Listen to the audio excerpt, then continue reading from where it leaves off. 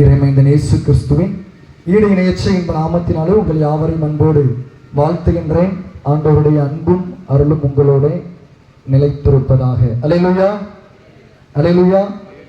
உங்களை சந்திப்பதிலே மிகுந்த மகிழ்ச்சி அடைகின்றேன். ஆண்டவருடைய பெரிதான கிருபையினாலே உங்களுடைய பழைய ஆலயம் அமைந்த இடத்திலே நடைபெறுகின்ற இந்த தவக்கால நற்செய்தி கூறுவதிலே உங்களோடு இணைந்து ஆண்டவரை ஆராதிப்பதிலே நான் பெரும் மகிழ்ச்சி அடைகின்றேன். ஆண்டவர் கொடுத்த இந்த நல்ல தருணத்திற்காக நான் ஆண்டவருக்கு நன்றி செலுத்துகின்றேன். என்னை அன்போடு அழைத்து பயன்படுத்துகின்ற உங்களுடைய போதகர் என்னுடைய அன்பு அண்ணன் அவர்களை நான் மனதார வாழ்த்தி நன்றி செலுத்துகிறேன். ஆண்டவர் தாமே அவர்களையும் அவருடைய குடும்பத்தையும் ஆசீர்வதிப்பாராக. சரம்பூர் இறையியல் கல்லூரியிலே நாங்கள் இணைந்து பயணித்தவர்கள் அனைத்து காரியங்களும் அண்ணவர்கள் பகிர்ந்து கொண்டார்கள். அவருடைய குடும்பத்தோடு ஒரு நல்ல ஐக்கியத்தை ஆண்டவர் எங்களுக்கு கொடுத்திருக்கின்றார். அதற்காக நான் ஆண்டவருக்கு நன்றி செலுத்துகின்றேன். இந்த பாடல் வேலையை நமக்கு நடத்தி கொடுத்த அன்பு சகோதரர்களுக்கும் என்னுடைய நன்றியை நான் தெரிவித்துக் கொள்கின்றேன். உங்கள் யாவரையும் ஆண்டவராக இயேசு கிறிஸ்து நாமத்தினாலே மீண்டுமாக வாழ்த்துகின்றேன். எல்லாரும் சந்தோஷமா இருக்கீங்களா? நல்லா வெக்க ஆராய்ச்சி நடத்தும் போதே எல்லாம் வேத்து கொட்டி குளிச்சிட்டோம், அப்படிதானே? இன்னும் உண்மைதான் செய்தி கேட்க போறோம். உற்சாகமா இருக்கீங்களா? இந்த நாளிலே ஆண்டவருடைய வார்த்தையை கேட்கும்படிக்கு நாம் கூடி வந்திருக்கிறோம். இதே போல ஒரு ஆராதனை நடைபெற்றது. அந்த ஆராதனையை நடைபெற்றுக் கொண்டிருந்த நேரத்தில் ஒரு போதகர் ஆண்டவருடைய வார்த்தையை போதித்துக் கொண்டிருந்தார். போதித்துக் கொண்டிருக்கின்ற பொழுது அநேகர் கவனித்துக் கொண்டிருந்தார்கள். நீங்க கவனிச்சுக்கிட்டு இருக்கீங்களா? என்ன பார்த்துக்கிட்டு இருக்க மாதிரியே அந்த போதகரையும் பார்த்து கொண்டே இருந்தார்கள். அந்த போதகருக்கும் என்னை போன்ற ஒரு விளக்கம். நான் பிரசங்கம் பண்ண எல்லாரையும் பார்த்து முடிச்சுவேன். நீங்க எந்த சிச்சுவேஷன்ல, அதாவது பிரசங்கத்தை கவனிக்கீங்களா இல்லையா, இல்லைன்னா பிரசங்கத்தை கவனிக்க மாதிரியே அட்ராக்ஷன்ல உட்கார்ந்து இருக்கீங்களா அப்படின்னு பார்த்து முடிச்சிருவேன். அதே மாதிரி அந்த பிரசங்கியாரும் பார்த்துக்கிட்டு இருந்தாரு. ஒரு தாயார் மிகுந்த கண்ணீரோடு பிரசங்கத்தை கேட்டுக்கிட்டே இருந்தாங்க. ஒரு தாயார் மிகுந்த கண்ணீரோடு பிரசங்கத்தை கேட்டாங்க. அப்ப அந்த பிரசங்கம் பண்ணிக்கிட்டு இருந்தவருக்கு ரொம்ப சந்தோஷம். நம்முடைய பிரசங்கத்தை கேட்டு ஒரு பாட்டியம்மாவது கண்ணீர் வடிச்சு அர்ப்பணிச்சுட்டு இருந்தாங்களே, அதனால பிரசங்கியாருக்கு இன்னும் பிரசங்கம் ஓடுது. இந்த பாட்டிக்காண்டி இன்னும் ஒரு கூட 10 நிமிஷம் நம்ம பேசிடணும் அப்படின்னு சொல்லி அந்த பிரசங்கியாரும் பிரசங்கம் பண்ணுகிறார்.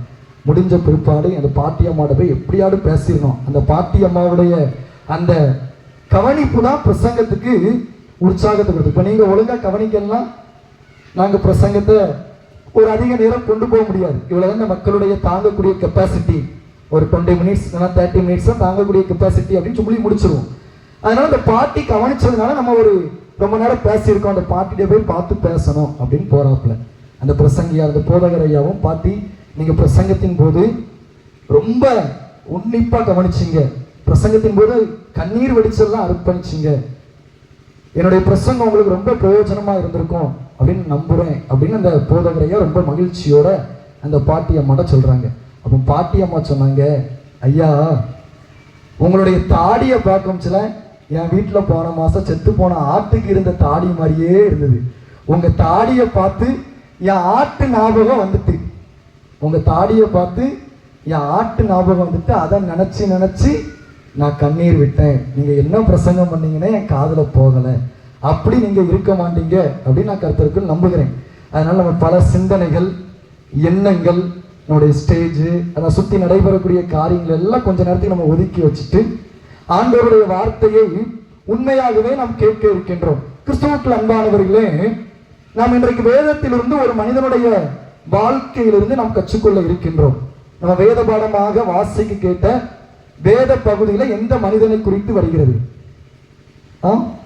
மோசே. என்னுடைய பிரசங்கத்துல கேள்விகள் கேட்பேன், நீங்க இன்றைக்கு பண்ணாதான் அந்த பிரசங்கம் நமக்கு ரொம்ப பிரயோஜனமாகவும் நம்ம கவனிப்பதற்கு ஏதுவாகவும் அமையும். எந்த மனிதனை குறித்து நம்ம வாசிக்க கேட்டோம்? மோசே. மோசையினுடைய அப்பா அம்மா யாரு? மோசையுடைய அப்பா அம்மா யாரு? யாத்ராகமத்தின் புத்தகம் 2ஆம் அதிகாரத்தை திருப்பி வச்சுக்கோங்க. முதல் வசனத்தை வாசிங்க. லேவியின் குடும்பத்தாரில் ஒருவன் லேவியின் குமாரத்திகளில் ஒருத்தியை விவாகம் பண்ணினான். மோசேயினுடைய பிறப்பின் சம்பவத்தை நம்ம வாசிக்க கேட்கும். அப்பா அம்மா யார் கொடுத்துருக்கா? இப்போ திருமண அறிக்கைகள் கோயில்ல வாசிப்பாங்க, அப்படிதானே? இன்னாருடைய மகன் இவருக்கும் இன்னாருடைய மகள் இவருக்கும் திருமணம் ஒழுங்கு செய்யப்பட்டிருக்கிறது, இது இவர்களுக்கு முதலாம் அறிக்கை அப்படின்னு நம்ம சபைகள்ல வாசிப்பாங்க. பேரை வாசிக்காம உங்களுடைய போதகர் ஐயா இன்னாருடைய மகன் இவருக்கும் அப்படின்னு சொன்னா நம்ம என்ன சொல்லுவோம்? பேர் இருந்தாதான் யாருக்கு வாசிக்காங்கன்னு நமக்கு தெரியும். ஆனா இங்க யாத்திராகம் 2ஆம் அதிகாரம் தொடங்குகின்ற பொழுது எப்படி தொடங்குகிறது?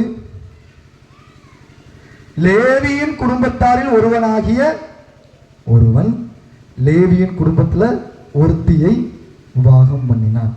யார் யாரை விவாகம் பண்ணினா?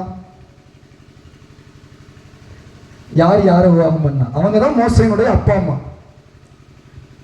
இந்த வேத பகுதியை வாசிக்கும் சொல்ல இந்த கேள்வி உங்கள்கிட்ட வந்திருக்கா? யார் யாரை விவாகம் பண்ணினார்கள்? யார் மோசேயினுடைய அப்பா அம்மா? பைபிள்ல நிறைய இதே மாதிரி எழுதப்பட்டிருக்கும். எதுக்குன்னா கொஞ்சம் பைபிளை பிரட்டி நம்ம படிக்கணும், பைபிளை புரட்டி படிக்கணும். இப்போ நம்ம புஸ்தகத்துல டைரக்டா ஆன்சர்ஸ் ஓட கொடுத்துருவாங்க. ஆனா பைபிள்ல நமக்கு அப்படி எல்லா காரியங்களும் கொடுக்கப்படவில்லை, கொஞ்சம் புரட்டி படிப்பதற்காக கொடுக்கப்பட்டிருக்கு. நம்ம 2 ராஜாக்களின் புத்தகத்தை படிக்கின்ற பொழுது நாகமானுடைய சம்பவத்தை படிக்கின்ற பொழுது நாகமானுடைய பெயர் கொடுக்கப்பட்டிருக்கும். ஆனா சீரிய ராஜாவுடைய பெயரும் கொடுக்கப்பட்டிருக்காது, இஸ்ரவேல் ராஜாவுடைய பெயரும் கொடுக்கப்பட்டிருக்காது. நாகமான் யார்கிட்ட கடிதம் வாங்கிட்டு போவான்? சீரிய நாட்டு ராஜாட்ட. அதை இஸ்ரவேல் ராஜாட்ட கொடுப்பான். இஸ்ரவேல் ராஜா பயந்து தன்னுடைய வஸ்திரங்களை எல்லாம் கிழித்துக் கொள்வார். அதை நம்ம ராஜாக்களின் புத்தகத்துல நம்ம படிக்கிறோம். ஆனா அந்த 2 ராஜாக்களுடைய பெயரும் நம்ம கொஞ்சம் முன்ன பின்ன அதிகாரங்கள்ல படிக்கின்ற பொழுது நம்ம என்ன செய்யலாம்னா கண்டுபிடிச்சிடலாம். சோ பழைய ஏற்பாடை நாம் அதிகமாக படிக்கின்ற பொழுது கொஞ்சம் நிறைய ட்விஸ்ட் அதில் வச்சு தான் பழைய ஏற்பாடு எழுதப்பட்டிருக்கும். அதை நம்ம கொஞ்சம் கோர்த்து படிக்கின்ற பொழுதுதான் நம்ம ஒரு கான்டெக்ஸ்டை தெளிவா புரிந்து கொள்ள முடியும். இப்போ இதுக்குள்ள பதில நான் சொல்ல போறது கிடையாது, எங்க இருக்கு நான் சொல்ல போறது கிடையாது. ஆனா 2 பேருடைய பெயரை சொல்லியிருந்தேன். மோசேயினுடைய அப்பா பெயர் அம்ராம், அம்மா பெயர் யோகபத். மோசே உன்னுடைய அப்பா அவருடைய அத்தையை தான் திருமணம் முடித்திருப்பார். இது திருமறையில பதிவு செய்யப்பட்டிருக்கு. எங்க இருக்கு நீங்களே புரட்டி வீட்டுல போய் கண்டுபிடிங்க. ஏன்னா பைபிளை நம்ம புரட்டி புரட்டி படிக்க தான் மனசுல அதிகமா பதியும். சோ மோசேயினுடைய அப்பா அம்மா அம்ராம், யோகபத். இப்போ ஒரு அழகான குழந்தை, ஆனால் அந்த காலகட்டத்தில் கொல்லப்பட வேண்டும். ஆனால் மோசையை ஒளித்து வைக்கிறார்கள், பாதுகாக்கிறார்கள். பார்வோனுடைய குமாரத்தி வளர்க்கப்படக்கூடிய அளவிற்கு மோசே இப்போ பார்வோனுடைய அரண்மனைக்கு சென்று போய் விடுகின்றார். இந்த பார்வோனுடைய குமாரத்தி மோசையை எடுக்காமல் வேறு யாராவது எடுத்திருந்தா மோசை கொலை செய்யப்பட்டிருக்கதான் ஆகணும். பார்வோன் தன்னுடைய குமாரத்தை எடுத்ததுனால தன்னுடைய குமாரத்திக்காண்டி என்ன செய்துட்டார்னா மோசையை கொலை செய்யாமல் அங்கு பாதுகாப்பதற்கு வழி கொடுக்கின்றார். இப்படிப்பட்ட பாதுகாக்கப்பட்ட ஒரு மோசையினுடைய வாழ்க்கை குறித்து தான் நாம் தியானிக்க இருக்கின்றோம். மோசையினுடைய முழு வாழ்க்கையெல்லாம் நம்ம ஒரே பிரசங்கத்துல கேட்டுவிட முடியாது. ஆனா மோசையினுடைய வாழ்க்கையில ஒரு குறிப்பிட்ட பகுதியில் இருந்து சில காரியங்களை இந்த நாளிலே நாம் தியானிக்க இருக்கின்றோம். கிறிஸ்துவுக்கு அன்பானவர்களே, இந்த நாளின் செய்திக்கு ஆதாரமாக எபிரேயர் 11ஆம் அதிகாரம் 24ஆம் வசனத்திலிருந்து 28ஆம் வசனம் வரைக்கும் நாம் படிக்க போகின்றோம். எபிரேயர் 11ஆம் அதிகாரம் 24 முதல் 28, 23 முதல் 28 வரைக்கும். இதுல மோசையை குறித்து எபிரேயருக்கு ஆக்கினோன் எதை கற்றுக் கொடுக்கின்றார். இந்த நாளினுடைய செய்தியின் நம்முடைய தலையங்கம் விசுவாசத்தினாலே மோசே என்ன செய்தான். விசுவாசத்தினாலே மோசே என்ன செய்தான்? என்ன தலைப்பு? சத்தமா சொல்லுங்க. விசுவாசத்தினாலே மோசே என்ன செய்தான்? நீங்க விசுவாசத்தினால என்ன பண்ணிருக்கீங்க? விசுவாசத்தினால என்ன பண்ணிருக்கீங்க? கொஞ்சம் பேசுங்க. பதில் தப்பா இருந்தாலும் கரெக்டா இருந்தாலும் நான் ஒன்றும் சொல்ல போறதில்லை. தப்பா இருந்தாலும் பனிஷ்மெண்ட் கிடையாது, கரெக்டா இருந்தாலும் பிரைஸ் கிடையாது. நம்ம விசுவாசத்தினால என்ன பண்ணியிருக்கோம்? நம்முடைய விசுவாசத்தினால என்ன பண்ணோம்? ஏதாவது பண்ணியிருக்கோமா? விசுவாசத்தினாலே நாம் என்ன செய்தோம்? இதுதான் இன்றைய நாளினுடைய நம்முடைய சிந்தனை. விசுவாசத்தினாலே நாம் என்ன செய்து கொண்டிருக்கின்றோம்? கிறிஸ்துவுக்கு அன்பானவர்களே, இந்த தவக்காலம் நமக்கு ஏன் கொடுக்கப்படுகின்றது? நம்முடைய விசுவாசத்திலே நாம் பலப்படுவதற்காக, நம்முடைய நம்பிக்கையிலே நாம் உறுதிப்படுத்தப்படுவதற்காக இந்த சோதனை நாட்கள் நமக்கு கொடுக்கப்பட்டிருக்கின்றது. இந்த லெந்து காலங்கள் என்பது நம்மை நாமே சோதித்து அறிந்து நம்முடைய விசுவாசத்திலே பலப்படுத்தப்பட வேண்டும். அதுதான் அங்கு எப்படி தங்கமானது நெருப்பில போடப்பட்டு சோதிக்கப்படுகின்றதோ அதுபோல விசுவாசமும் சோதிக்கப்படும் என்று எழுதப்பட்டிருக்கிறது. ஆகவே நம்முடைய விசுவாசத்தை பரீட்சித்து பார்க்கக்கூடிய நாட்கள் இந்த தவக்காலங்கள். இந்த தவக்காலங்கள் நம்முடைய நம்பிக்கையை சீர்தூக்கி பார்த்து நாம் பலப்படுத்தப்படுகின்ற நாட்கள். ஆகவே இந்த தவக்காலத்திலே விசுவாசத்தினாலே மோசே என்ன செய்தான், நாம் என்ன செய்து கொண்டிருக்கின்றோம் என்பதை குறித்து நாம் தியானிக்க இருக்கின்றோம். முதலாவது எடுத்தவர்கள் வாசிப்போம் 24வது வசனம்.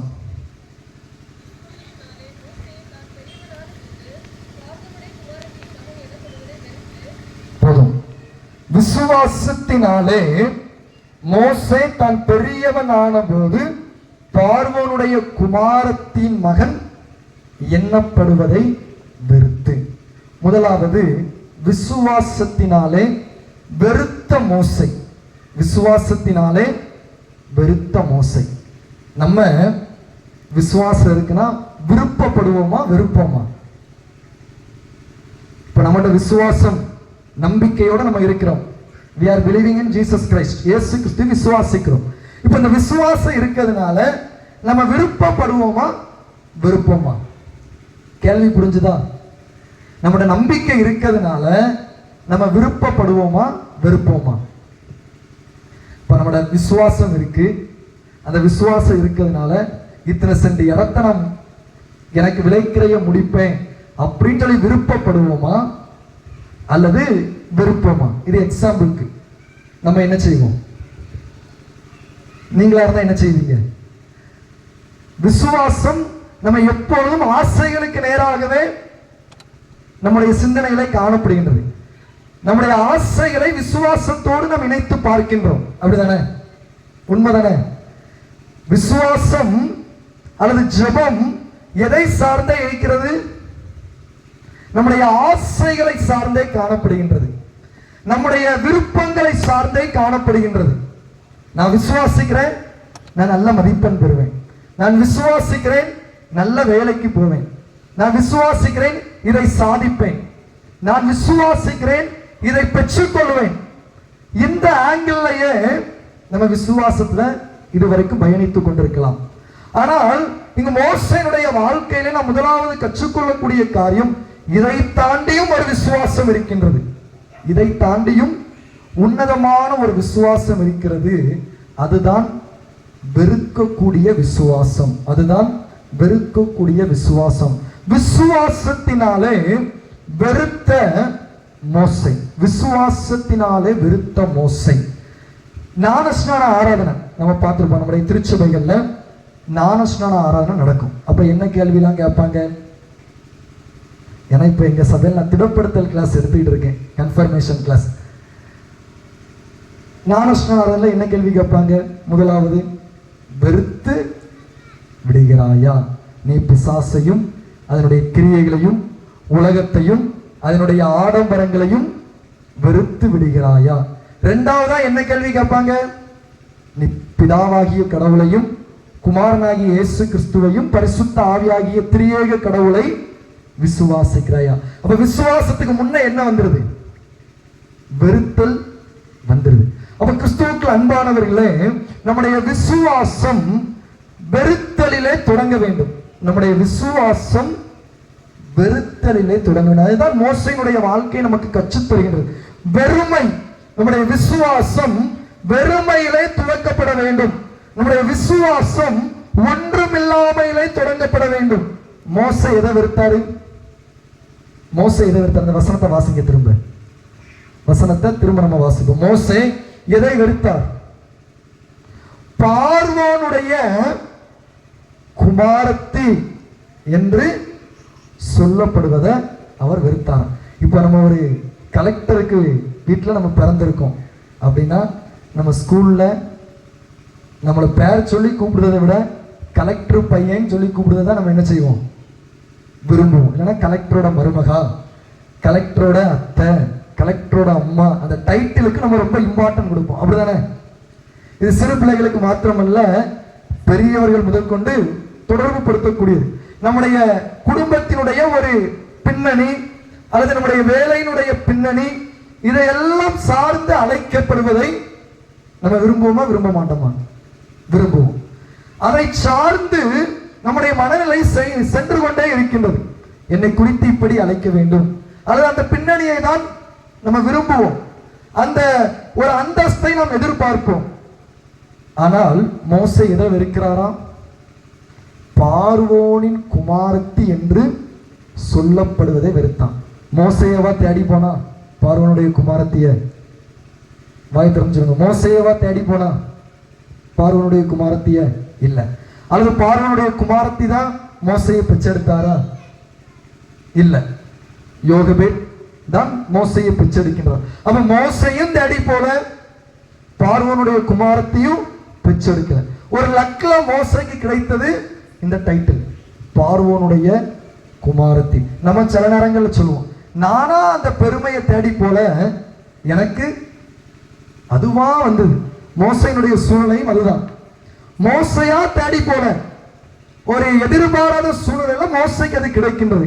ஆனால் அவன் முதிர்ச்சி பெற்ற பொழுது அவன் பார்வோனுடைய குமாரத்தி என்று சொல்லப்படுகின்ற, குமாரன் என்று சொல்லப்படுகின்ற பெருமையை அவன் வெறுத்து தள்ளினான். கிறிஸ்துவுக்கு அன்பானவர்களே, இது எதை நமக்கு கற்றுத் தருகின்றது என்றால், நம்முடைய வாழ்க்கையில சில பெருமைகள் நம்மிடத்துல அறியாமையினால வந்திருக்கலாம், அது நம்ம எதிர்பாராம நமக்கு வந்திருக்கலாம். மோசே சொல்லி இருக்கலாம், இது கடவுளே எனக்கு கொடுத்தது, பார்வோனுடைய வீட்டில் வளருவது கடவுளே எனக்கு கொடுத்தது என்றவன் எண்ணி அங்கேயே இருந்திருக்கலாம். ஆனால் இந்த பெருமையில அவன் வாழ்ந்திருக்கலாம். எங்கு பெருமை இருக்கிறதோ அங்கு விசுவாசம் இருக்காது. எங்கே நாம் நம்முடைய பின்னணிகளை சார்ந்து நிற்கின்றோமோ அங்கே விசுவாசம் இருக்காது. ஏன் இதை நான் சொல்றேன்னா, கடைசி வரைக்கும் மோசே, நான் பார்வோனுடைய வீட்டில் வளர்ந்தவன், அவன் தான் தேசத்துக்கு ஒரு ஹீரோ, அவன் தான் பட்டத்து இளவரசன் என்கின்ற அந்தஸ்திலே இருந்திருப்பான்னா அவன்கிட்ட விசுவாசமே வந்திருக்காது. அவன்கிட்ட விசுவாசமே வந்திருக்காது. அவன் எல்லாவற்றையும் எந்த கண்ணோட்டத்திலே பார்த்திருப்பான்? எனக்கு பின்ன பார்வோன் இருக்கிறார், எனக்கு பின்ன பார்வோனுடைய படைகள் இருக்கிறது, எனக்கு பின்ன எகிப்திய ஜனங்கள் இருக்கிறார்கள் என்கின்ற பெருமையும் மனிதர்கள் மீதுள்ள நம்பிக்கையும் மோசையின் இடத்துல வந்திருக்குமா வந்திருக்காதா? வந்திருக்கும். நம்ம எக்ஸாம்ஸ்க்கு படிப்போம். இப்போ 10th பப்ளிக் எக்ஸாம் இன்னைக்கே ஆரம்பிச்சிருக்கு, அப்படிதானே? 10th பப்ளிக் எக்ஸாம் ஆரம்பிச்சிருக்கு. ஏதோ ஒரு பாடத்துல நம்ம என்ன செய்வோம்னா, கொஞ்சம் நல்ல கான்ஃபிடென்ஸா இருப்போம். இந்த பாடத்துல நான் நல்லா மார்க் வாங்கிடுவேன், அந்த பாடத்துல நல்லா மார்க் வாங்கிறோன்னு ஒரு செல்ஃப் கான்ஃபிடன்ஸ் வந்துட்டாலே அந்த பாடத்துக்கு நம்ம படிக்கக்கூடிய நேரத்தை குறைச்சிருவோம். அந்த பாடத்துல நம்ம ரொம்ப நம்மளை நம்ப ஆரம்பிச்சிருவோம். ஆனா அதே இது ஒரு பாடத்துல நம்ம ரொம்ப வீக், அப்ப அந்த பாடத்துக்கு கடவுளை எப்படி தேடுவோம்? நமக்கு நல்ல கான்ஃபிடன்ஸான உள்ள ஒரு சமூக அறிவியல் பாடம், சோசியல் சயின்ஸுக்கு கடவுளை தேடுறதுக்கும், நம்ம ரொம்ப வீக்கா இருக்கக்கூடிய தமிழ் அதுக்கு கடவுளை தேடுறதுக்கு வித்தியாசம் இருக்குமா இருக்காதா? அப்ப நம்ம எங்க வீக்கா இருக்கோமோ அங்க கடவுளை அதிகமாக பிடித்துக் கொள்கிறோம். ஆகவே எங்க நம்முடைய தன்னம்பிக்கையிலும் மனிதர்கள் மீதுள்ள நம்பிக்கையிலும் நம்முடைய பெருமையிலும் நம்முடைய பின்னணியிலும் அதிக கவனம் செலுத்துகின்றதோ அங்கே விசுவாசம் குறைந்து போய் விடுகின்றது, அங்கே நம்பிக்கை குறைந்து போய் விடுகின்றது. அதுதான் முதலாவது இந்த மோசையினுடைய வாழ்க்கை நமக்கு கற்றுத் தருகின்ற காரியம். விசுவாசத்தினாலே வெறுத்த மோசை, விசுவாசத்தினாலே வெறுத்த மோசை. முதலாவது விசுவாசம் நம்மிலே துவங்கப்பட வேண்டும் என்றால் நாம் நம்மை வெறுக்க வேண்டும். எதுல நம்மையே அதிகமாய் நம்பி வைத்திருக்கிறோம், அது எதிலே நாம் மனிதர்களை அதிகமாக நம்பி வைத்திருக்கிறோம், எதிலே நம்முடைய குடும்ப பின்னணியை அதிகமாக நம்பி வைத்திருக்கிறோம், எதிலே நம்முடைய ஆஸ்திகளை நாம் அதிகமாக நம்பி வைத்திருக்கிறோம், அதை வெறுமையாக்காம நம்ம விசுவாசத்துல வளர முடியாது, நம்ம விசுவாசத்துல ஒன்றையும் செய்ய முடியாது. கிறிஸ்துவுக்கு அன்பானவர்களே, மோசையினுடைய வாழ்க்கை அதை தான் நமக்கு கற்றுத் தருகின்றது. விசுவாசம் நம்மை வெறுமையாக்க வேண்டும், விசுவாசம் நமக்குள் தாழ்மையை கொண்டு வர வேண்டும். இயேசு கிறிஸ்துனுடைய வாழ்க்கையானது மோசேயினுடைய இந்த சம்பவத்திற்கு இணையாக சொல்லப்படுகின்றது.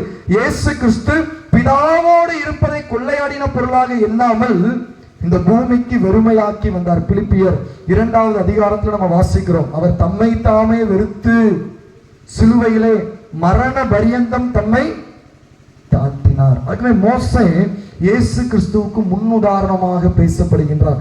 விசுவாசம் என்பது நம்முடைய வெறுமையிலே துவங்க வேண்டும். அதுதான் ஆண்டவராகிய கடவுள் தீர்க்கதரிசியுடைய புத்தகத்தில் எழுதுகின்ற பொழுது ஒன்றும் இல்லாமல் இருக்கையில் ஆபிரகாமை அழைத்தேன் என்று சொல்லுகின்றார். ஒன்றும் இல்லாத சூழ்நிலையில ஆபிரகாம் அழைக்கிறார். ஆகவே எங்கு நம்மை அதிகமாக வெறுமையாக்குகிறோமோ, எங்கு அதிகமாக நம்மை தாழ்த்துகின்றோமோ, எங்கு இதிலே நான் பலவீனப்பட்டிருக்கின்றேன், எங்கு இதிலே நான் குறைவுபட்டிருக்கின்றேன் என்று நாம் அறிக்கையிட ஆரம்பிக்கின்றோமோ, அப்பொழுது அதிலே நாம் விசுவாசம் அடைகின்றோம். அப்பொழுது அதிலே நம்முடைய நம்பிக்கை பலன் அடைகின்றதை நாம் பார்க்கின்றோம். அது கிறிஸ்துவுக்கு அன்பானவர்களே, அந்த இடத்துல மோசே அந்த பார்வோனின் குமாரத்தினுடைய மகன் என்று சொல்லப்படுவதை வெறுத்தான். அங்கு குறிப்பாக அந்த பெருமையை அவன் எதிர்பார்க்கவில்லை. அதை விட்டுட்டு எங்க போன, அடுத்து ஆடு மேய்க்கக்கூடிய மீதியானவர்களோடு இணைந்து கொள்கிறார். வெறுமையின் பாதையில விசுவாசத்தை ஆண்டவர் கற்றுக் கொடுக்கின்றார். ஆகவே எகிப்திலே அவன் வாழ்ந்த பொழுது ஆண்டவர் அவனுக்கு விசுவாசத்தை கற்றுக் கொடுக்க ஆரம்பித்து விட்டார். நீ பார்வோனை சார்ந்து இருக்கக்கூடாது, பார்வோனுடைய குமாரத்தை சார்ந்து இருக்கக்கூடாது, உன்னோடு இருக்கக்கூடிய படைகளை சார்ந்து இருக்கக்கூடாது. மோசே மிக சிறந்த யுத்த வீரன். மோசேனுடைய யுத்த காரியங்களில அவன் மிகவும் நேர்த்தி உள்ளவனாக பழக்கப்பட்டிருந்தான். பார்வோனில் ஏனென்றால் அவன் தான் அங்கு பார்வோனுடைய குடும்பத்தில் இளவரசனாக பார்க்கப்பட்டவன். ஆனால் அதையெல்லாம் விட்டு விட்டு வெறுமையாக்கி, ஆண்டவரே நான் ஒன்றும் இல்லை ஐயா என்று அர்ப்பணிக்கின்ற மோசையை ஆண்டவர் எதிர்பார்த்தார், வெறுமையாக்கினார். சில நேரங்களில் நம்முடைய வாழ்க்கையில ஆண்டவரே ஏன் இந்த வெறுமையான சூழ்நிலை, ஏன் இந்த தனிமையின் பாதை, ஏன் இந்த போராட்டம் என்று நீங்கள் எண்ணிக்கொண்டிருக்கிறீர்களா? உங்களுடைய விசுவாசத்திலே உங்களை பலப்படுத்துவதற்காக கர்த்தர் உங்களை வெறுமையாக்குகின்றார். உங்களுடைய பாத்திரங்களிலே கர்த்தர் வெறுமையாக்குவதின் நோக்கம் அதை விசுவாச பாத்திரமாய் மாற்றும்படிக்கு ஒருவேளை வனாந்திரத்தின் பாதையில ஆண்டவர் உங்களை நடத்தி கொண்டிருக்கலாம். ஆகவே வெறுமையான சூழ்நிலை, அவாந்திர வெளி, வனாந்திரத்தின் பாதை, இழப்புகள், நஷ்டங்கள் இவையெல்லாம் நம்முடைய விசுவாசத்தை துவக்குவதற்கு, நம்முடைய ஆவிக்குரிய நம்பிக்கைகளை பலப்படுத்துவதற்கு கடவுள் நம்மை உருவாக்கக்கூடிய நேரங்கள். இரண்டாவதாக நம்ம வாசிப்போம் 25வது வசனம்.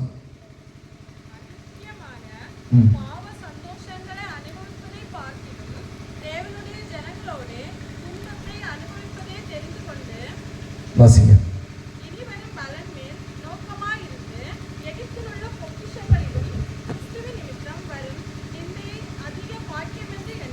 அடுத்த வசனம்.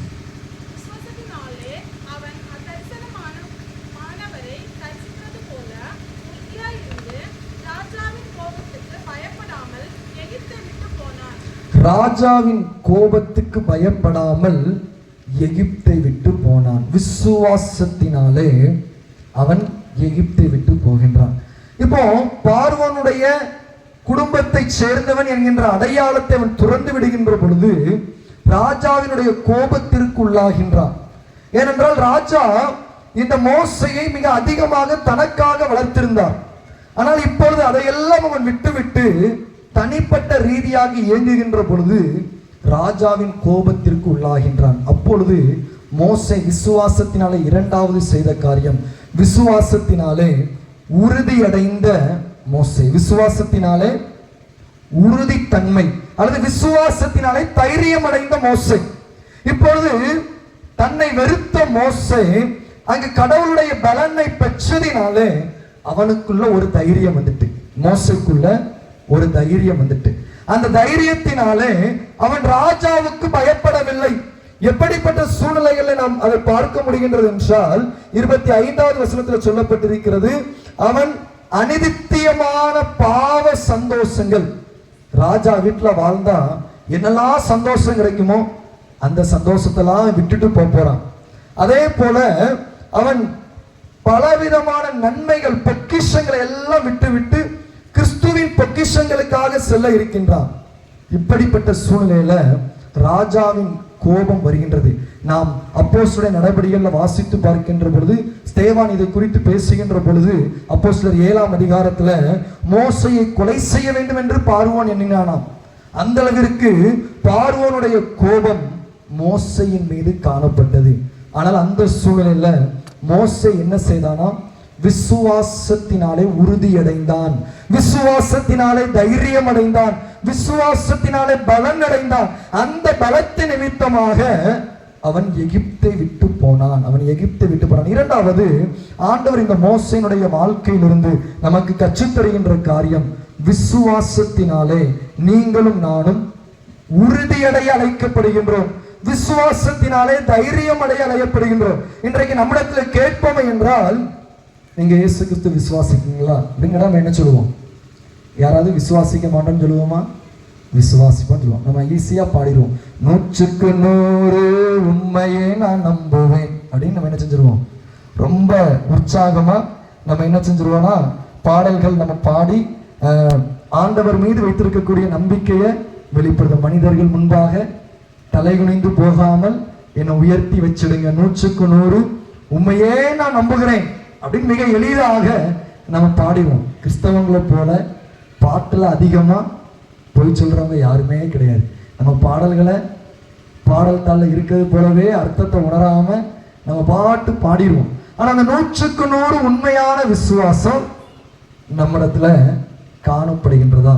விசுவாசம் இருக்கும் இடத்தில் பயம் இருக்காது. சொல்லுங்க பக்கத்துல உள்ளவர்களை பார்த்து, விசுவாசம் இருக்கும் இடத்தில் பயம் இருக்காது. அப்ப பயம் இருந்ததுன்னா உங்ககிட்ட விசுவாசம் இல்லை. பயம் இருந்ததுன்னா உங்ககிட்ட விசுவாசம் இல்லை. கொஞ்சம் நமக்கு கால் வலிக்க மாதிரி இருக்கும். அந்த கால் வலிய நம்முடைய மனதே பயமுறுத்தி பயமுறுத்தி பயமுறுத்தி, இது சுகருக்கு வந்த புண்ணா இருக்குமோ, அவங்க விரலை எடுத்தாங்க நம்மளும் விரலை எடுக்க வேண்டி இருக்குமோன்னு சொல்லி, அது சுகரே இருந்திருக்காது, நம்மளே சுகரை வர வச்சு நம்மளே விரலை எடுக்கக்கூடிய அளவிற்கு நம்முடைய பயம் கொண்டு போய்விடும். இன்றைக்கு சொல்லுகின்ற புள்ளி விவரத்தின்படி நம்முடைய மனநிலை அல்லது மனக்கவலை தான் நம்முடைய பெரும்பாலான வியாதிகளுக்கு காரணமா இருக்கிறது என்று சொல்லப்படுகிறது. நம்ம என்ன டெஸ்ட் எடுத்து பண்ணி பார்ப்போம், பிசிக்கலா எந்த சிம்டம்ஸ் இருக்காது. இதனாலதான் இந்த வியாதி. கடைசி நம்ம ஒரு கவுன்சிலர்ட்டையோ அல்லது சைக்காலஜிஸ்ட் நம்ம போகும் பொழுது அப்பதான் தெரியும், ஏதோ ஒரு பாரம் நம்மளை அழுத்தி கொண்டே இருக்கு, அந்த பாரத்தின் நிமித்தமாக இந்த வியாதி வந்திருக்கு. காரணம் என்ன? எங்கே நம்பிக்கை இல்லையோ அங்கே பயம் அண்டிக் கொள்கிறது. எங்கே நம்பிக்கை இல்லையோ அங்கே பயம் அண்டிக் கொள்ளுகின்றது. ஆகவே நம்முடைய வாழ்க்கையில பயம் இருக்குமே என்றால் நாம் விசுவாசத்திலே குறைவுபட்டு இருக்கின்றோம். மோசேயின் இடத்துல அந்த பயம் இருந்தது.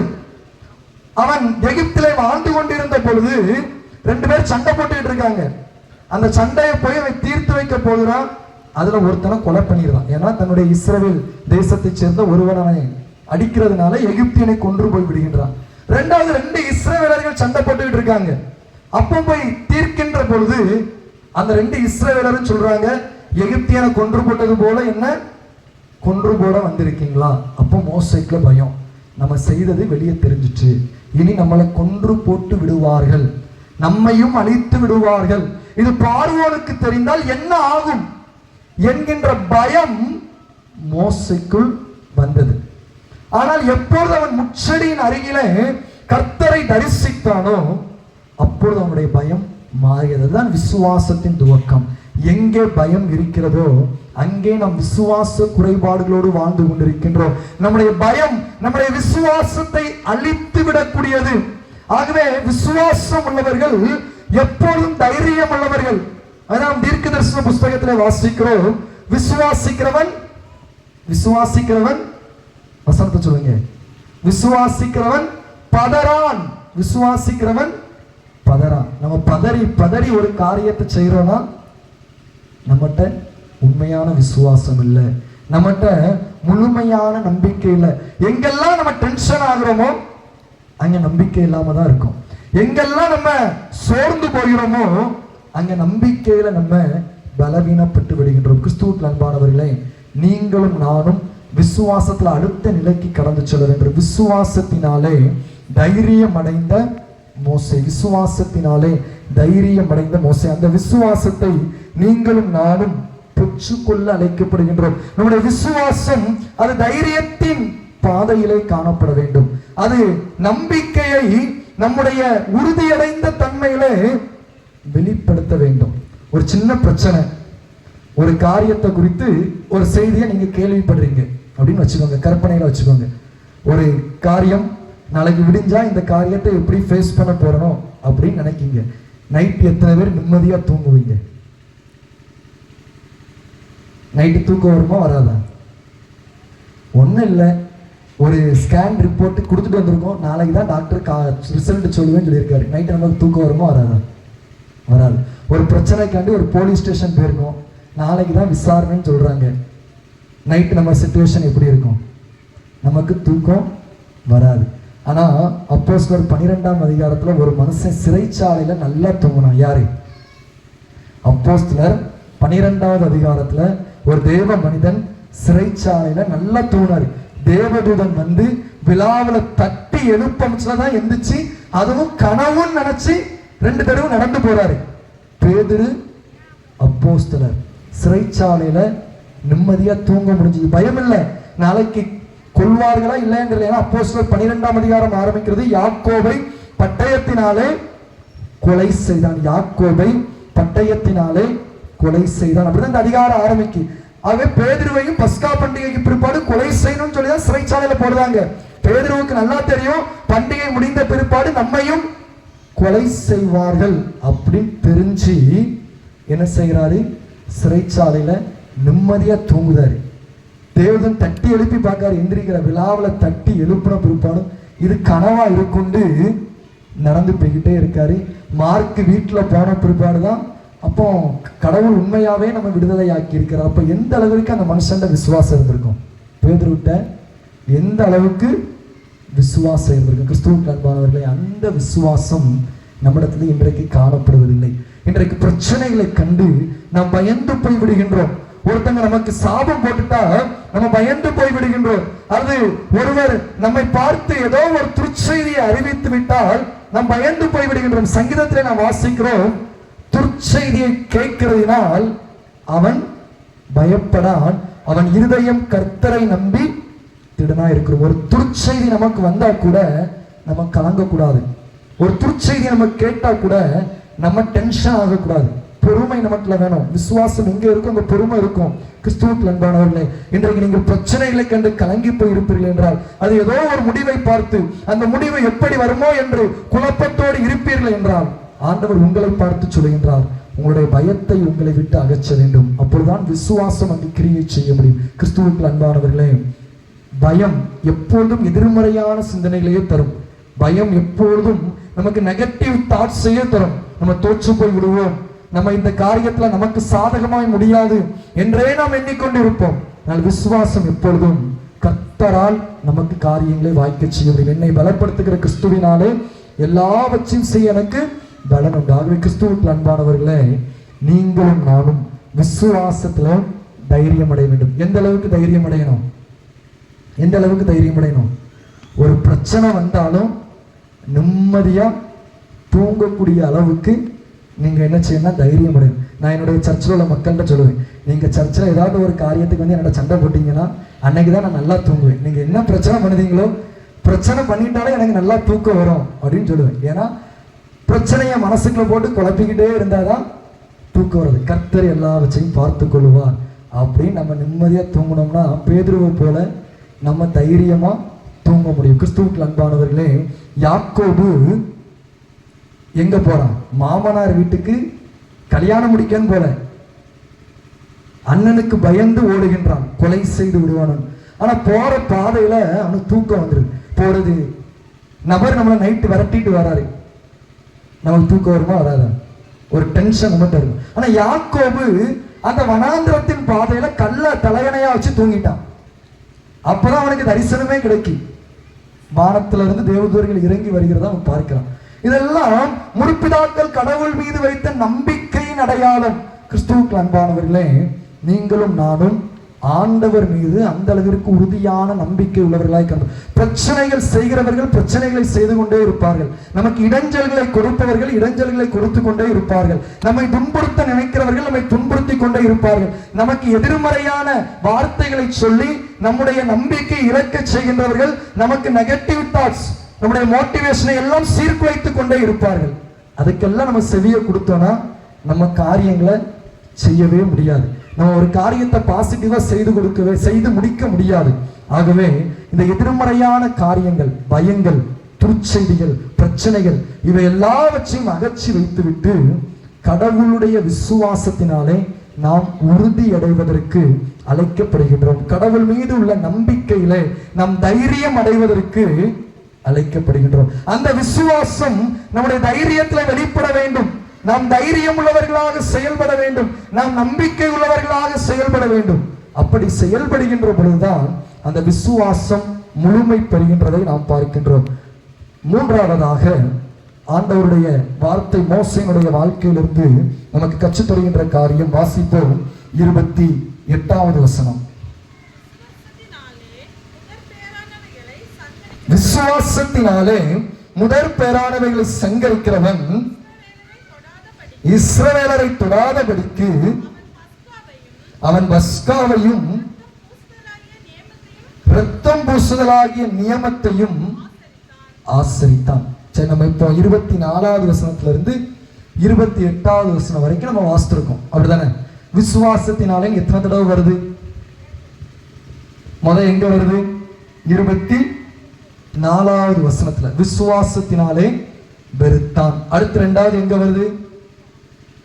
27வது வசனத்துல விசுவாசத்தினாலே அவன் பயப்படவில்லை, உறுதி அடைந்தான். வருகிறதா? விசுவாசத்தினாலே அவன் ராஜாவின் கோபத்துக்கு பயப்படாமல் எகிப்தை விட்டு போனான். 2வது விசுவாசத்தினாலே உறுதி அடைந்த அல்லது தைரியம் அடைந்த மோசே. 3வது 28வது வசனத்துல விசுவாசத்தினாலே ஆசரித்தான் அல்லது செயல்படுத்தினான். விசுவாசத்தினாலே செயல்படுத்திய மோசே. விசுவாசத்தினாலே செயல்படுத்திய மோசே. விசுவாசம் ஒரு எமோஷன் கிடையாது, நம்முடைய ஃபீலிங்ஸ் கிடையாது. விசுவாசம் நம்முடைய உணர்ச்சி கிடையாது. ஃபீலிங்ஸை நம்மளால பார்க்க முடியுமா? முடியாது. we can feel or we can understand. ஆனா விசுவாசம் என்பது நம்முடைய எமோஷன்ஸ், நம்முடைய ஃபீலிங்ஸ், நம்முடைய உணர்ச்சிகளை தாண்டியது. faith is action. விசுவாசம் என்பது செயல்பூர்வமானது. விசுவாசமானது செயல்பூர்வமானது. விசுவாசம் செயலிலே வெளிப்படக்கூடியது. விசுவாசிக்கிறேன் என்று சொல்வதில் அல்ல, செயல்படுத்துவதில் காணப்படுகிறது. கிறிஸ்துவுக்குள் அன்பானவர்களே, 3வது மோசே விசுவாசத்தினாலே என்ன செய்தான்? விசுவாசத்தை செயல்படுத்தினான். faith is active. இன்றைக்கு விசுவாசிக்கின்றோம் என்று சொல்லுகின்ற நாம் நம்முடைய விசுவாசத்திற்கு செயல் வடிவம் கொடுப்பதில்லை. நம்முடைய விசுவாசத்திற்கு செயல் வடிவம் கொடுப்பதில்லை. அந்த விசுவாசத்திற்கு செயல் வடிவம் கொடுப்பதற்கு நாம் அழைக்கப்படுகின்றோம். கிறிஸ்துவுக்குள் அன்பானவர்களே, இந்த விசுவாசத்திற்கு செயல் வடிவத்தை கொடுத்த மோசேயினுடைய வாழ்க்கை எதற்கு, எப்படிப்பட்ட சூழ்நிலை செயல் வடிவம் கொடுத்ததுன்னா, கிட்டத்தட்ட 9 வாதைகள் எங்க நடந்துட்டு? எகிப்து தேசத்துல நடந்துட்டு. அது வாதைகளா அற்புதங்களா? எகிப்துல 10 சம்பவங்கள் நடைபெற்றது. அது வாதைகளா அற்புதங்களா? இஸ்ரவேலருக்கு அற்புதங்கள், எகிப்தியருக்கு வாதைகள். நம்ம சண்டே ஸ்கூல்ல இருந்து 10 வாதைகள்னு படிச்சிட்டோம்.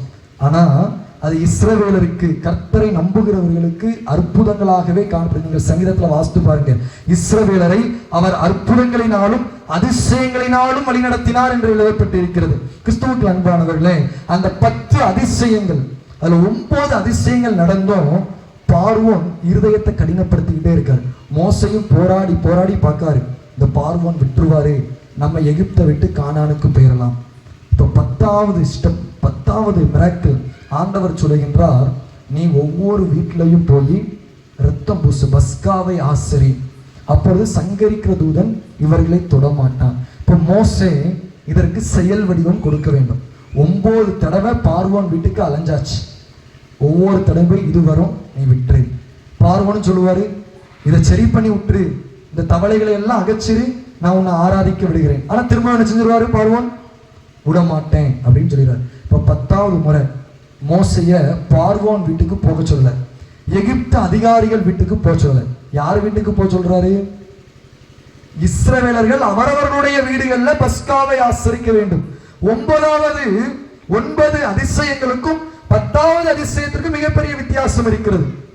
இந்த 10வது அதிசயத்துல மோசே இந்த பஸ்காவை ஆசரிக்கின்றார். 1வது மாதத்துல பஸ்கா ஆசரிக்கப்படுகின்றது 14ஆம் தேதியில. அந்த பஸ்கா ஆசரிக்கின்ற அதற்கு செயல் வடிவாக்கம் கொடுக்கின்றார். எப்படிப்பட்ட சிச்சுவேஷன்ல தெரியுமா? அங்கு பார்வோன் இஸ்ரவேல் ஜனங்களை வழி அனுப்ப மறுத்து விட்டான். அதற்கு பதிலா என்ன செஞ்சானா, நான் உங்களுக்கு சாந்தும் தரமாட்டேன், வைக்கோலும் தரமாட்டேன், ஆனா நீங்க எப்போதும் போல எங்களுக்கு செங்கல் அறுத்து தரணும் அப்படின்னு இஸ்ரவேலர்களுக்கு சொல்லிட்டான். அப்ப இஸ்ரவேலர்கள் எல்லாம் மோசைக்கு சண்டைக்கு போயிட்டாங்க. நீர் எப்படியா, நீர் வந்து பார்வோனுக்கு விரோதமாக கேள்வி கேட்க போய் தான் இப்ப நாங்க சாந்தும் வைக்கோலையும் நாங்களே தேடி எப்போதும் போல வேலை பார்க்க வேண்டி இருக்கு. உம்மால எங்களுக்கு வந்த பிரச்சனை. இப்ப பார்வோன் மற்றும் மோசைக்கு விரோதமா இல்லை, இஸ்ரவேல் ஜனங்களும் மோசைக்கு விரோதமாக நிற்கிறார்கள். ஆனால் மோசைக்கு ஆண்டவர் சொல்கிறார், எல்லாரையும் வீட்டில் என்ன செய், ஆட்டை அடிச்சு ரத்தம் பூசி அதை பச்சை கீரைகளோடு புசிக்க வேண்டும், புளிப்பில்லாத அப்பங்களோடு புசிக்க வேண்டும் என்று சொல்கிறார். ஒருவேளை மோசை இதை சொல்லுகின்ற பொழுது அந்த மக்களுக்கு ஒரு முட்டாள்தனமான பேச்சா இருந்திருக்கலாம். அங்க 9 வாதைகள் எகிப்துல நடந்திருக்கு. அப்படி இருந்தே ஒரு காரியம் நடக்கல. நம்ம ஒரு ஆட்டை அடிச்சு ஒரு பச்சையான கீரைகளோட அப்பத்தை சாப்பிட முடியலையா? இது நடந்துற போது எவ்வளவு பெரிய கல்மலையே வந்தது. 3 நாள் எகிப்து முழுசு இருள் வந்துட்டு அப்பவே பார்வோன் விடல. நம்ம வீட்டுல இந்த விருந்தை சாப்பிடும் பொழுது பார்வோன் விட்டுறவா போறான். ஆனா அதற்கு செயல் வடிவாக்கம் கொடுப்பதற்கு மோசே வந்தான். பல நேரங்களிலே நம்முடைய விசுவாசத்திற்கு நாம் செயல் வடிவம் கொடுக்கின்ற பொழுது கேள்வி கணைகள் நமக்கு தொடுக்கப்படலாம். இதெல்லாம் எப்படி சாத்தியமாகும்? இதை எப்படி செய்து முடிக்க முடியும்? அந்த சூழ்நிலையில நாம் விசுவாசத்திற்கு செயல் வடிவம் கொடுத்தே ஆக வேண்டும். அந்த சூழ்நிலையில விசுவாசத்திற்கு நாம் செயல் வடிவம் கொடுத்தே ஆக வேண்டும். அதை விட்டுவிடக் கூடாது. அது நடக்குமோ நடக்காத நம்மளை சந்தேகப்பட்டு அதை செய்யாமல் இருந்து விடக்கூடாது. செயல் வடிவம் கொடுக்கணும். விசுவாசம் செயலிலே காணப்படணும். மோசை செயல் வடிவம் கொடுக்கின்றான். எல்லோரும் அந்த விருந்தை புசிக்கிறார்கள். அப்பொழுதுதான் என்ன நடைபெறுகின்றது? தலைப்பிள்ளை சங்காரம் அங்கு எகிப்திலே நடைபெறுகின்றது. அணி அணியாய் இஸ்ரவேல் ஜனங்கள் புறப்பட்டு போனார்கள்.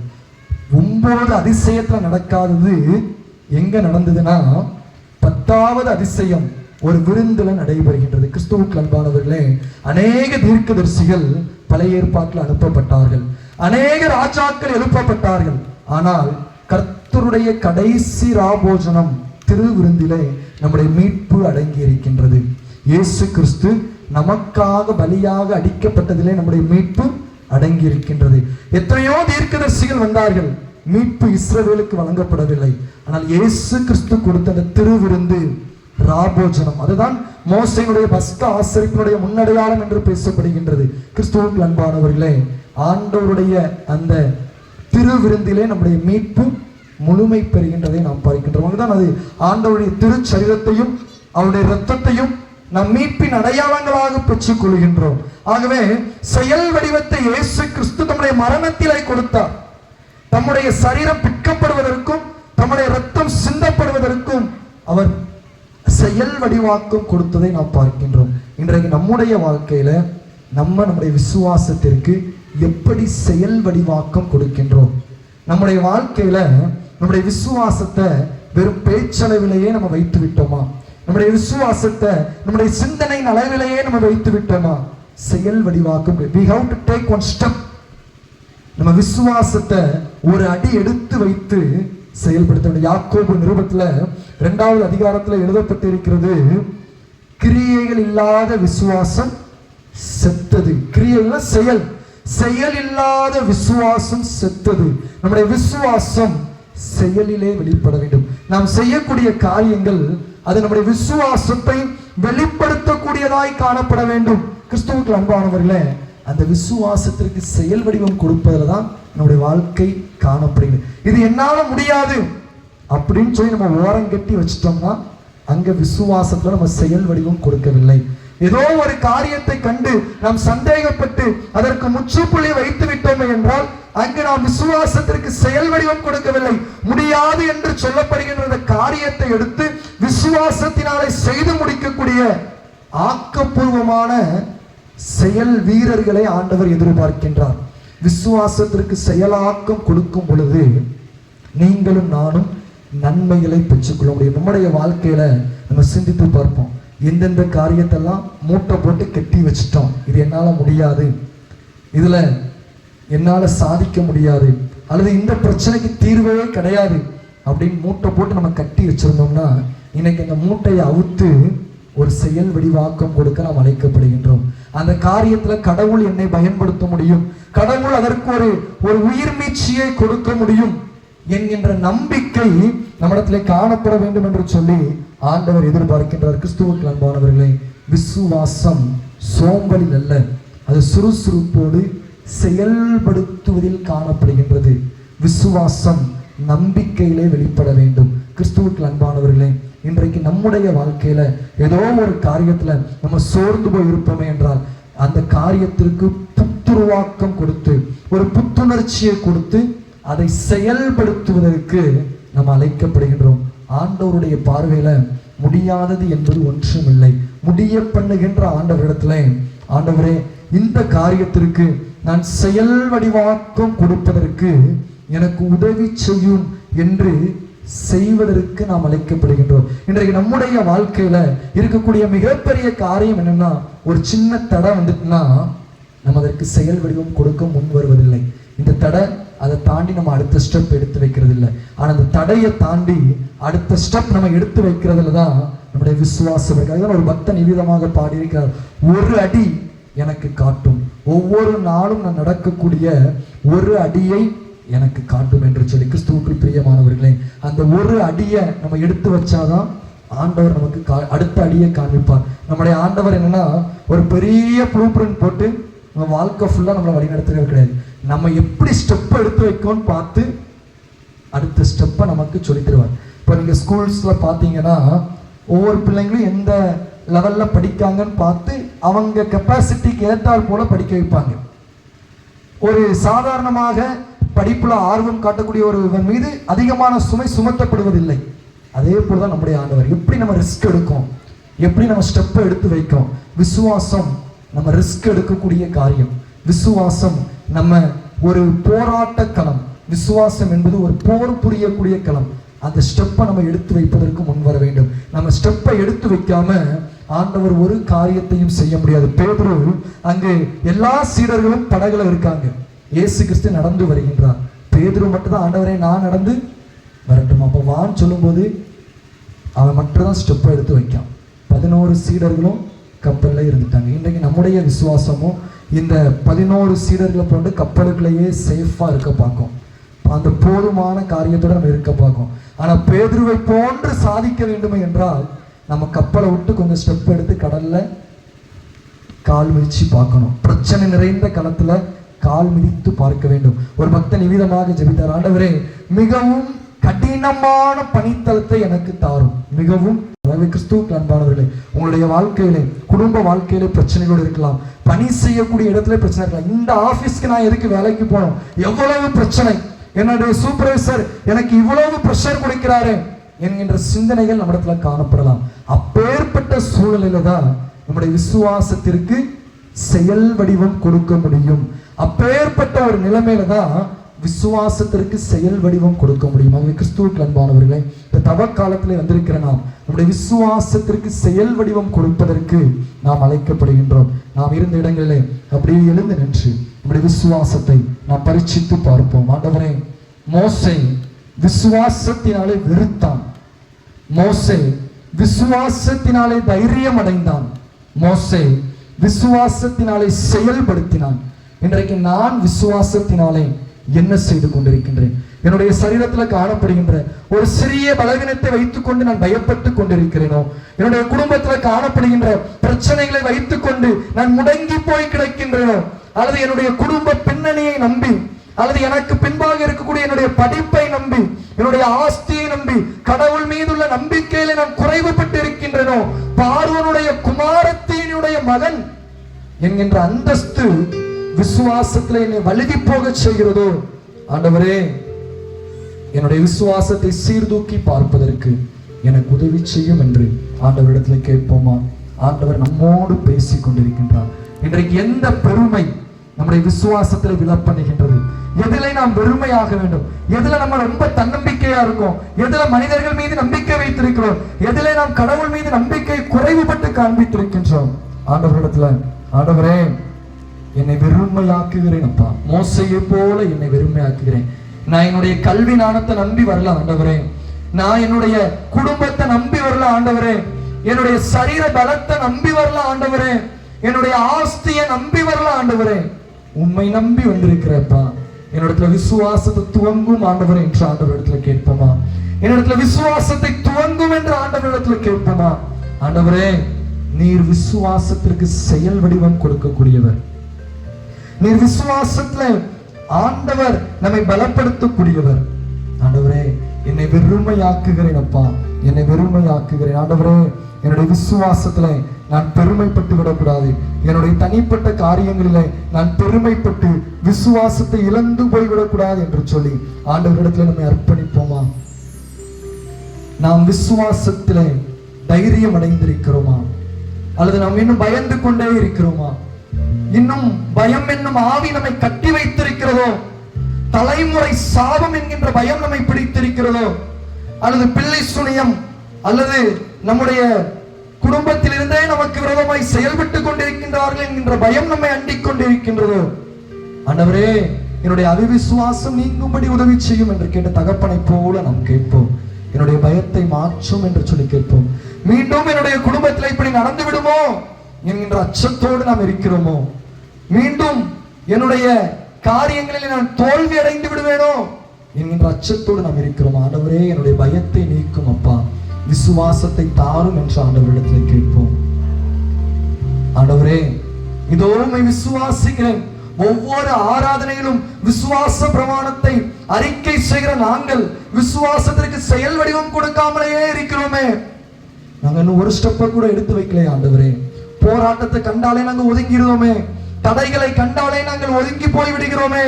தடைகளை கண்டாலே சோர்ந்து போய் விடுகின்றோமே. ஆண்டவரே, நாங்கள் விசுவாசத்திற்கு செயல் வடிவம் கொடுக்க வேண்டும். ஆண்டவர் உங்களோடு பேசிக் கொண்டிருக்கிறார். ஆண்டவருடைய சமூகத்தில் அர்ப்பணிப்போமா? அன்றைக்கு ஆண்டவரிடத்துல தோத்திரம் பண்ணி, ஆண்டவரை மிகவும் கடினமான பணிப்படுத்தாரும் என்று நான் ஆண்டவரிடத்தில் அர்ப்பணித்து இந்த ஊழியத்தின் பாதையிலே செயல் வடிவாக்க கொடுத்தேன். ஆண்டவர் இன்றைக்கு திருமண்டலத்துல அநேக சபைகளை கருத்து பயன்படுத்தி கொண்டிருக்கிறார். கிட்டத்தட்ட 50க்கும் மேலான திருச்சபைகள் ஆண்டவருடைய வார்த்தை போதித்திருக்கின்றேன். ஆண்டவர் இன்றைக்கும் திருமண்டலத்தில் அநேக நன்மையான காரியங்களை பயன்படுத்தி வருகின்றார். அன்றைக்கு எடுத்து வைத்த ஒரு ஸ்டெப், பயந்து போய் பின்வாங்கி போகவில்லை. ஒரு ஸ்டெப் ஆண்டவருக்காக நம்ம செயல் விரிவாக்கம் கொடுக்கணும். ஆண்டவர் இன்றைக்கு நீங்க வேலை பார்க்கக்கூடிய ஸ்தலங்கள்ல ஏதோ ஒரு பிரஷர்னால நீங்க சோர்ந்து போய் இருக்கலாம். ஆண்டவரே, அந்த சூழ்நிலை நான் பணி செய்கிறப்பா, அந்த சூழ்நிலையுடைய விசுவாசத்தோடு நான் வேலைக்கு போறேன்ப்பா என்று ஆண்டவருக்கு ஒப்பு கொடுத்து பாருங்க. அந்த கம்பெனியில ஆண்டவர்களை மேன்மைப்படுத்துவார். அல்லது ஆண்டவரே, என்னுடைய குடும்ப நெருக்கடி ஆண்டவரே, எப்படி ஆண்டவரே நான் வாழ முடியும்? ஆண்டவரே, அந்த சூழ்நிலையில விசுவாசத்தோடு அங்கு செயல் வடிவம் கொடுக்கிறேன் என்று அர்ப்பணித்து பாருங்க. ஆண்டவர் உங்க குடும்பத்துல உங்களை மேன்மைப்படுத்தி காண்பிப்பார். ஆண்டவரே, என்னால இந்த பாடத்தை படிக்கவே முடியல, இதுல நான் ஜஸ்ட் பாஸ் ஆனா போதும் முடிவெடுத்துட்டேன். இது ஒரு விசுவாச வார்த்தை இல்ல, ஒரு நியூ பிகினிங், ஒரு புதிய ஆரம்பத்தை அந்த பாடத்துல ஜெபத்தோட ஆரம்பிச்சு பாருங்க. ஆண்டவரே, இந்த பாடத்திலையும் என்னால சாதிக்க முடியும், இந்த பாடத்திலையும் என்னால நல்ல மதிப்பெண் பெற முடியும், இதுக்கு நான் செயல் வடிவாக்கம் கொடுக்க, அந்த பாடத்தை நான் விரும்பி படிக்க ஆண்டவருடைய ஞானத்தை எனக்கு தாரும் கேட்டு பாருங்க. ஆண்டவர் நமக்கு ஒரு நியூ பிகினிங்கை தர முடியும். 9 அதிசயங்களை கண்டு விடாத பார்வோன் 10வது அதிசயத்தை கண்டு விட்டானே. நம்ம ஒரு ஸ்டெப் ஆண்டவருக்காக எடுத்து வைத்து பார்க்கலாமே. ஆண்டவருடைய சமூகத்துல நம்ம அர்ப்பணிப்போமா? ஆண்டவரே, என்னுடைய விசுவாசத்தை பலப்படுத்தும். ஆண்டவருடைய சன்னிதானத்தில் ஜெபிங்க. ஆண்டவர் இந்த காரியங்களை எனக்கு உதவி செய்யுங்கப்பா, இந்த குறைவுகளை எனக்கு உதவி செய்யுங்கப்பா என்று சொல்லி ஆண்டவருடைய சமூகத்தில் நம்ம அர்ப்பணிப்போமா. கர்த்தரின் கை குறுகவில்லை, கர்த்தரின் வாக்கு மாறிடாதே, சுத்தர்களாய் மாறிடவே சுதனரும் புரிந்தனரே. விசுவாசியே நீ பதறாதே, விசுவாசியே நீ கலங்காதே, விசுவாசியே நீ பதறாதே, விசுவாசியே நீ கலங்காதே. விசுவாசத்தால் நீதிமான் என்றும் என்றும் பிழைப்பான், விசுவாசத்தால் நீதிமான் என்றும் என்றும் பிழைப்பான். ஆண்டவரே, இதோ எங்களுடைய விசுவாச குறைவுகளிலே உங்களுடைய விசுவாசத்தில் எங்களை பலப்படுத்தும்படிக்கு நாங்கள் ஜெபிக்கிறோம். இப்பொழுது உங்களுடைய பிள்ளைகள் எந்தெந்த காரியத்திற்காக ஜெபித்துக் கொண்டிருக்கிறார்களோ அந்த காரியங்களை கர்த்தர் பலப்படுத்துவீராக. ஆண்டவரே, விசுவாசிப்பவளை பாக்கியவது என்று எழுதப்பட்டிருக்கிறது. உங்களுடைய பிள்ளைகளை பாக்கியவான்களாய் மாற்றுவீராக. உங்களுடைய பிள்ளைகள் எந்தெந்த காரியத்திற்காக உங்களுடைய சமூகத்தில் இப்பொழுது ஜெபிக்கிறார்களோ கர்த்தர் நீர் உதவி செய்யும்படிக்கு நாங்கள் ஜெபிக்கிறோம். மோசேயினுடைய பயத்தை நீக்கியவர் உங்களுடைய பிள்ளைகளுடைய பயத்தை நீக்கும்படிக்கு நாங்கள் ஜெபிக்கிறோம். பயந்து ஒளிந்து கோண்டு கொண்டிருந்த ஆண்டவரே மோசேயை தைரியமான ஒரு தலைவனாய் மாற்றினீரே. ஆண்டவரே, உடைய பிள்ளைகளை உருவாக்கும் அப்பா. வியாதியை குறித்த பயம் மாறட்டும் ஆண்டவரே, குடும்ப பிரச்சனைகளை குறித்த பயம் மாறட்டும், வேலை செய்கிற ஸ்தலங்கள்ல மேல் அதிகாரிகளை குறித்த பயம் மாறட்டும் அப்பா. எந்தெந்த பயத்தினால் இவர்கள் கட்டப்பட்டு இருக்கிறார்களோ எல்லா பயங்களையும் கர்த்தர் மாற்றுவீராக. கர்த்தர் உடைய பிள்ளைகளை ஸ்திரப்படுத்தும்படிக்கு நாங்கள் ஜெபிக்கிறோம். திகையாத கலங்காதே, நான் உன் தேவன் என்று சொன்னீரேன். உடைய பிள்ளைகளோடு நீர் பயணித்தருளும்படிக்கு நாங்கள் ஜெபிக்கிறோம். மோசேயோடு இருந்த தேவன் அல்லவா நீர், உடைய பிள்ளைகளோடு இன்றும் நீர் பயணித்தருளும் அப்பா. ஆண்டவரே, பலவிதமான மன அழுத்தங்களினாலே மன பாரங்களினாலே இரவுல தூங்க முடியாம கஷ்டப்படுகிற பிள்ளைகளுக்கு கர்த்தர் ஒரு நிம்மதியான சுகமான நித்திரையை கர்த்தர் கொடுத்தருளும் அப்பா. ஆண்டவரே, கர்த்தர் தமக்கு பிரியமானவர்களுக்கு நித்திரை அளிக்கிறார் என்று எழுதப்பட்டிருக்கிறது. உடைய பிள்ளைகள் விசுவாசத்தினாலே பலப்படுத்தப்படட்டும் அப்பா. ஆண்டவரே, உடைய பிள்ளைகளை கர்த்தர் பலப்படுத்தும். எந்தெந்த காரியங்கள்ல உடைய பிள்ளைகள் ஆண்டவரே நீர் ஆசீர்வதிக்க வேண்டும் என்று விரும்புகிறோம். இன்றைக்கு உடைய பிள்ளைகள் ஆசீர்வாதத்தை பெற்றுக் கொள்ளட்டும். உடைய பிள்ளைகள் நன்மைகளை பெற்றுக் கொள்ளட்டும். உடைய பிள்ளைகள் உடைய பரிசுத்த ஆவியினால் பலப்படுத்தப்பட வேண்டும் என்று சொல்லி நாங்கள் ஜெபிக்கிறோம். விசுவாசத்திலே வழி நடத்துகின்ற ஆண்டவர் உடைய பிள்ளைகளை வழிநடத்தி சொல்வீராக. எங்கெல்லாம் அவிவிசுவாசம் வருகிறதோ அப்போதெல்லாம் உடைய பிள்ளைகளுடைய வசனத்தினால் தேய்ச்சும்படிக்கு சத்திய ஆவியாகிய தேய்ச்சரவாத நம்முடைய பிள்ளைகளோடு நீர் வைத்தருளும்படிக்கு நாங்கள் ஜெபிக்கிறோம். எங்களையே தாழ்த்தி இந்த பகுதியில் உள்ள எல்லா மக்களுக்காய் நாங்கள் ஜெபிக்கிறோம். இந்த பகுதியில் இருக்கக்கூடிய எல்லா சகோதர சகோதரிகளை கர்த்தர் ஆசீர்வதிப்பீராக. ஒளிபெருக்கின் வாயிலாய் கேட்டுக்கொண்டிருக்கக்கூடிய உடைய பிள்ளைகளை கர்த்தர் பலப்படுத்துவீராக. ஆண்டவரே, உடைய பிள்ளைகள் உடைய அன்பிலை பலப்படுத்தப்படும்படிக்கு நாங்கள் ஜெபிக்கிறோம். எங்களுடைய திருச்சபையை சேர்ந்த எங்களுடைய திருச்சபையை சேராத எல்லா குடும்பங்கள் மீதும் கர்த்தருடைய ஆளுகை இருக்கும்படிக்கு நாங்கள் ஜெபிக்கிறோம் அப்பா. கர்த்தருடைய ஆசீர்வாதம் நிறைவாய் தங்கி இருப்பதாக நீர் பலப்படுத்துவீராக. எங்களையே நாங்கள் தாழ்த்தி அர்ப்பணிக்கிறோம். நீர் மகிமைப்படுவீராக. இயேசு கிறிஸ்துவின் இன்ப நாமத்தில் ஜெபிக்கிறோம் நல்ல பிதாவே, ஆமென். அல்லேலூயா.